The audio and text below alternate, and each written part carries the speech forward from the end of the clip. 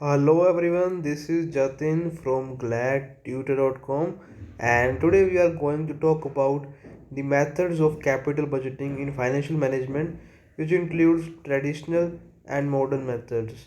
So this is the part 6 of our financial management series. To watch our previous video about meaning, nature and scope of capital budgeting, click on the I button, and to watch our complete series of financial management, check out the link in the description.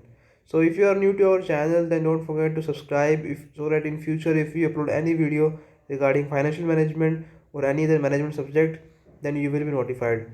So without wasting so much time, let's get started.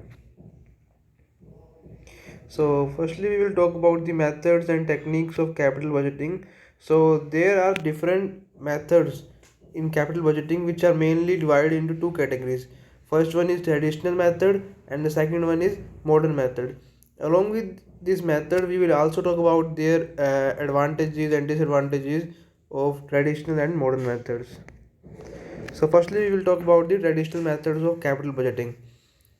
The traditional methods of capital budgeting are divided into three more methods, that are payback period, post payback period, and average rate of return method. So let's talk about the payback period method. The payback period is the time required to recover the initial investment in any project. For example, like if you have invested 5 lakh rupees somewhere, so the time when you will recover the investment amount, the 5 lakh amount, that will be the payback period. Understand, the formula of payback period is initial investment divided by total cash inflows. For example, initial investment you have done is 5 lakh and total cash inflows you have got 5 lakhs. It means you have uh, get back your investment amount. So this is the payback period. After this amount, the money you will get will be your profit. So this is the payback period method, and another formula of payback period method is cash outflows by total cash inflows. The advantages of payback period method is that it is easy to calculate and understand. The disadvantages are that it ignores the time value of money and risk factor. It ignores the after payback period method, because the money received after payback period is the profit, and this method ignores that, ignores the after payback period profitability, ignores the uncertainty of the market. So now come to the second traditional method of capital budgeting, that is improvement in payback period method, or it's also known as the post payback period method. The traditional method of capital budgeting overcomes the limitation of payback period method by involving the time after the payback period. In this method, the firm considers the time after the payback period. So in the this method, we calculate the time after the payback period, when you have when you have completed or got your initial investment, the after that time the money you will receive, that will be your payback period post payback period method. It is also known as the surplus life of the project method. This project which gives you the major post back period will be or may be accepted. The post payback period method is calculated by two methods. First one is post payback profitability, the profit you have got after the payback period, which is net profit after tax and depreciation divided by cash inflows. Or you can do post payback profits by my investment into 100. And the next method for calculation of post payback period is post payback reciprocal method, which formula is an annual cash inflows by my total investment. I hope you understood about these two traditional methods. Now come to the conditions in post payback period method. When we can use this post payback period method, the first condition is that there should be equal cash flows generated every year. And when there is equal cash flows, we can use post payback period method. The next condition is project under consideration has a long life, which must be at least twice the payback period method. So these are the considerations or the conditions. Like First one is that there should be equal cash flows every year, and the second one is the project for which or the investment project should has a long life, which must be at least twice the payback period method. So on that basis we can use the post payback period. So now come to the rate of return method or accounting ROR method. So this is the another traditional method. So it is a financial ratio which helps to determine the profits and the revenue potential of the project. This traditional capital budgeting method calculates the return on investment of a project by considering the average income or profit generated by a project. So what we do in this method, we calculate the ROI which we will get by uh, investing in any project. So the formula of accounting ROR method is average return divided by average investment into 100, or average annual profit divided by net investment into 100. Or you can also use total profit after depreciation and taxes divided by net investment into number of years of profit and multiply by 100. So this was about the traditional methods. We have covered payback period methods, post payback period method, and the accounting ROR method. So in between I want to say one thing to all. If you want the complete notes of methods of capital budgeting, please do subscribe and turn on the bell icon and comment subscribed. If I got more than 100 comments and subscribers, then I will share the drive PDF link of the capital budgeting complete capital budgeting notes. Okay, so if you want the notes, please comment. Please firstly do subscribe and turn on the bell icons, and then comment subscribed. Okay, so now come to modern methods of capital budgeting. The modern methods of capital budgeting or the discounted cash flow methods involve the NPV, net present value methods, IRR, internal rate of return methods, and the last is profitability index method. So firstly talk about the NPV method. This modern method of capital budgeting takes into consideration the time value of money and calculate the return on investment by introducing the factors of time element. So this method was mainly consider the time value of money. I think you all know about this term.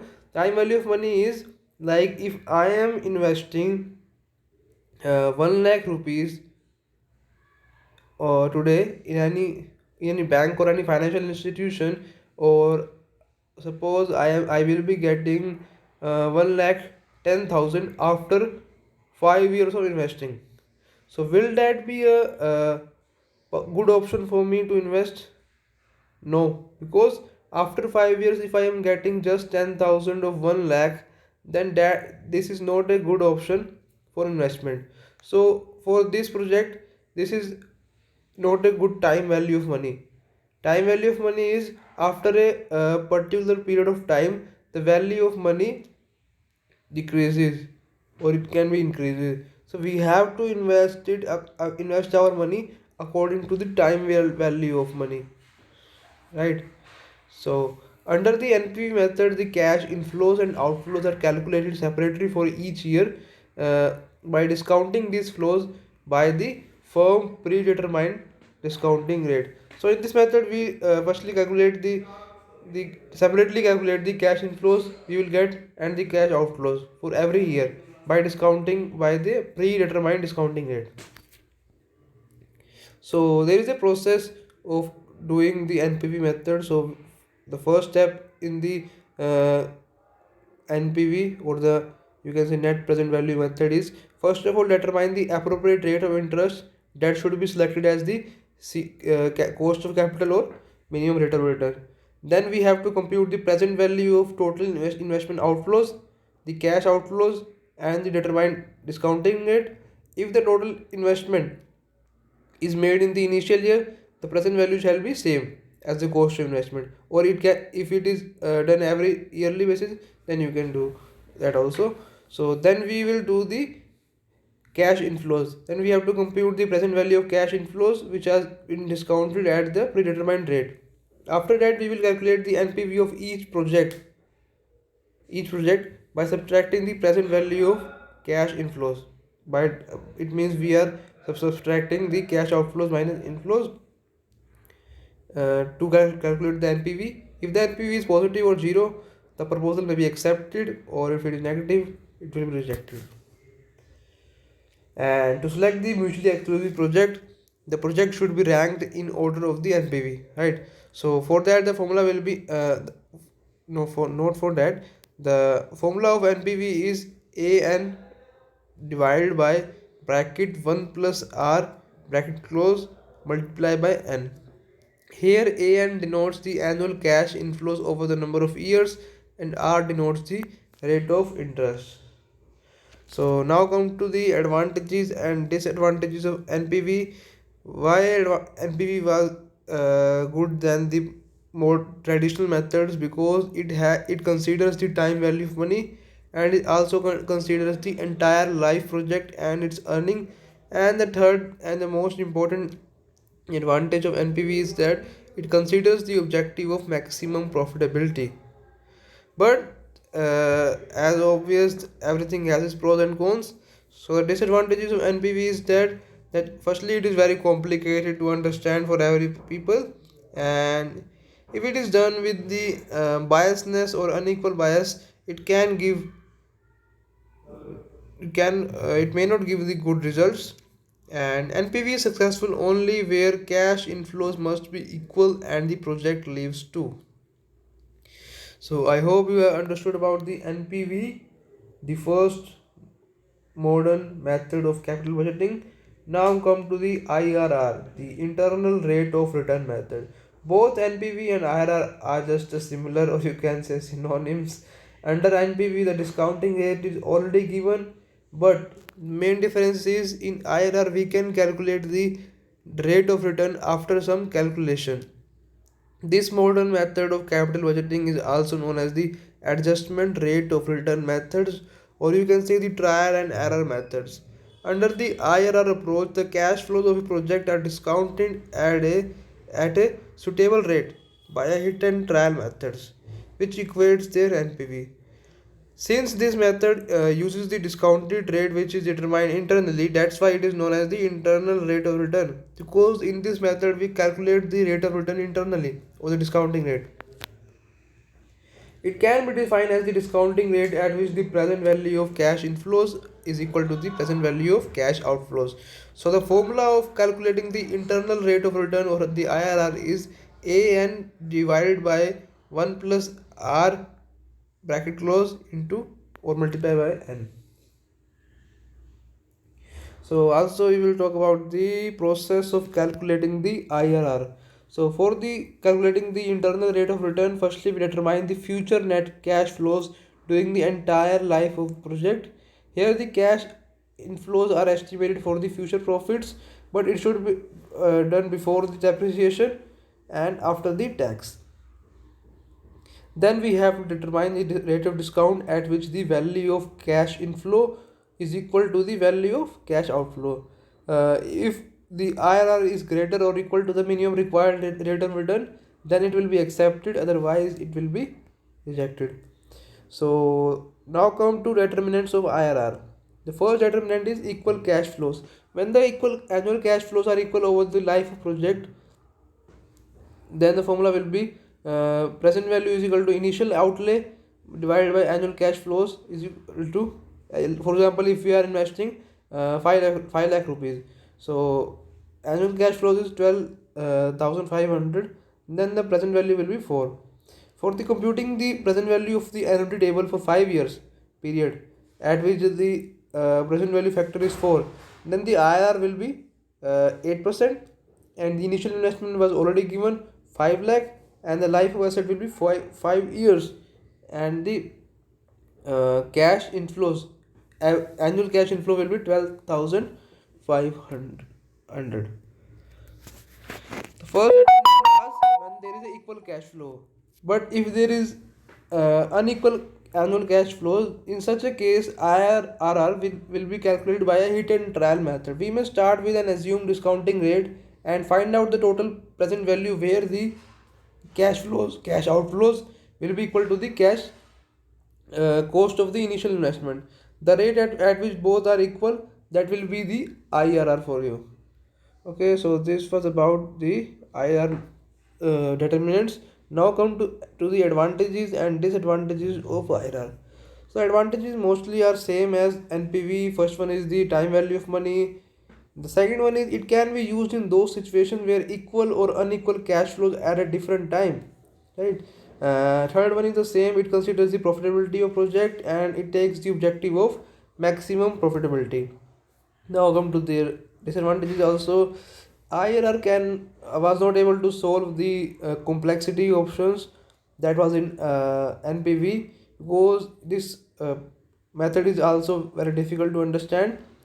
The next disadvantage is that it is based upon the assumption that the earnings are reinvested at the IRR for the remaining years of project, which is not justified, right? Because it is not necessary that the earnings are reinvested at the IRR. The result of NPV and IR may be differ when project under evaluation differ in size, life, and the timing of cash flows. So this was about the IRR. Now come to the difference between the NPV and IRR. I think you guys have learned about both modern methods, but uh, to know what the difference between these methods is very much important. So the first basis of difference is the interest rate. In NPV the interest rate is known factor, but in IRR they calculate the rate of return, right? They calculate the rate of return internally. Rate of interest, it recognizes the market rate of interest or the cost of capital, but in IRR we do not consider the market rate of interest. Reinvestment. In NPV, intermediate cash flows are reinvested at the cost of capital, right? And IRR, it is reinvested at the IRR rate which they determine internally. So now come to the similarities. Both the modern capital budgeting methods NPV and IRR show the results same in terms of accept and reject in the following cases: when there is a independent proposals, or when there is a investment is made in the financial year, or but the cash inflows in the series of year. Dissimilarity is that both NPV and IRR are not similar when projects are mutually exclusive. So now come to the third modern method of capital budgeting, that is profitability index method. This method ranks the project based on the profitability. It is calculated by dividing the present value of all cash inflows by the outflows. So in this method what we do, we rank the project according to the profitability. The project which give us more profitability get a higher rank. So the formula of profitability index method is the present value of cash inflows by the present value of cash outflows.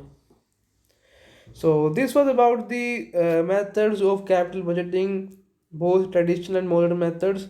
Don't forget, if you want, don't if you like the video, make sure you like and don't forget to subscribe our channel. And if you want the complete notes of methods of capital budgeting, or the complete capital budgeting which includes meaning, nature, scope also, then subscribe our channel and turn on the bell icon and comment subscribe. If I found 100 subscribers from this video, then I will share the PDF link, notes PDF link in the comment section. So don't wait more, make sure you subscribe. Bye bye.